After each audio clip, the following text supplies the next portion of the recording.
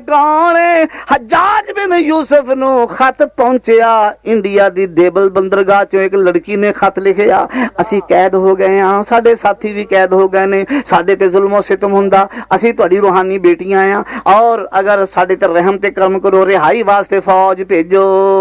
एक बंदे एक औरत दा खत जिस वेले गया खैरतां जाग पईयां। ओ हज्जाज बिन यूसुफ जिहड़ा एडा जालिम सी जिन्हें 1,20,000 बंदे बगैर गुनाह दी कतल कीते सिर्फ हुकूमत अपनी कायम रखण वास्ते। लेकिन जदों खत पढ़िया, खत पढ़न तो बाद कई चज दे काम भी कर गया। ज़ेरा ज़बरा उन्हें लाइयां कुरान ते पहला ज़ेरा ज़बरा नहीं सी हुंदियां, अल्लाह भी इधर दे बंदियां कोलों काम भी लै लैंदा। ज़ेरा ज़बरा भी उन्हें लाइयां, कुरान करीम दे रुकू भी उन्हें बनाए और सपारे भी उन्हें 30 हिस्सियां दे अंदर तकसीम करके ताकि हाफिज नूं तराबियां पढ़ानियां सौखियां हो जान। सुभान अल्लाह।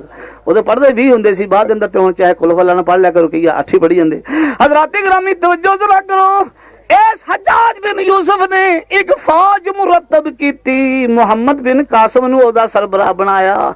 कहंदा समुंदर दे कंडे कंडे कराची दे इलाके दे अंदर पहुंच जाओ, जाके हमला करियो, उन्होंने फतह करके एक देबल दे इलाके नूं उन्हां औरतां दी रिहाई कराओ। पता लग गया औरतां नूं भी लड़कियां नूं भी साडे भरा साडे वीर आ गए ने, इहनूं गैरत कहंदे ने। ते आजाद कराउण तो बाद वापस करन तो बाद ओ किते मुड़ के नहीं चले गया, अगे हमले शुरू कर दिते। तारीख दस दी 4 अप्रैल नूं दरिया चनाब मुल्तान दे कोलों अबूर कीता। कासिम वेले आके पहले खैमे लाए और एक लड़की नूं आजाद कराण आया ते कराची तो लैके मुल्तान तक दे लोकां नूं मुहम्मद दा कलमा पढ़ा गया।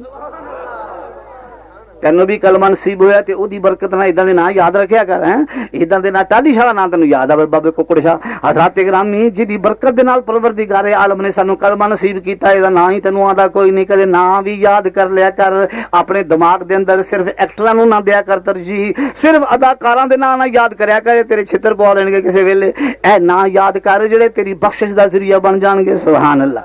मुकदी मकामा गल मेरे प्यारे पैगंबर सल्लल्लाहु अलैहि वसल्लम, एक गैरतमंद बादशाह ने एक लश्कर भेज दिता।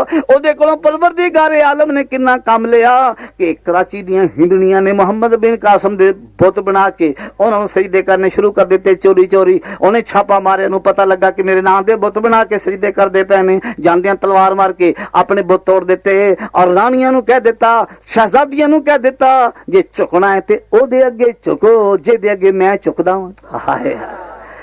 ए देखो मैनू धक्का देन लगा तुहाडे रब नूं, है ते मेरी शक्ल तुसीं बनाई, मैनू धक्का देन लगा, ये उठ नहीं सकदा बेचारा, डिग्या होया उठ भी नहीं सकदा। जे इहदी पत्थर दी लत टुट गई है बांह ते ए नवां स्पेयर पार्ट मंगवा के लवा नहीं जे सकदा। लिहाजा ए रब किदां हो सकदा, ए ते मुहताज है। रब कौन है? जिहड़ी मैं ऐत खुतबे च पढ़ी सी, रब ए तबारकल्लज़ी बियदिहिल मुल्क व हुवा अला कुल्ली शैइन कदीर।